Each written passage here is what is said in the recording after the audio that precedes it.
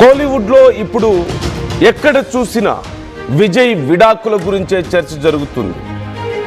Star hero Vijay ఇప్పుడు ఏం చేయబోతున్నారు ఈ విషయంలో అంటూ ఎన్నో ఊహాగానాలు వస్తున్నాయి. విడాకులు కోరుతూ ఇప్పటికే విజయ్ భార్య సంగీత కోర్టుకెక్కారు. తన భర్తకు వేరే హీరోయిన్తో సంబంధాలు ఉన్నాయంటూ సంగీత ఆరోపిస్తున్నారు. సంగీత మాటలను నిజం చేసింది త్రిష కూడా.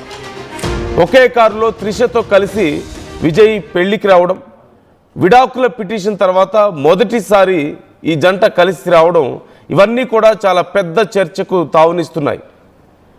విజయ్ భార్య చేసినటువంటి కామెంట్స్కు ఇప్పుడు విజయ్ త్రిష కలిసి ఆ పెళ్లికి అటెండ్ అవ్వడం అనేది మరింత బలాన్నిస్తోంది. మనం చూసాం కేరళలో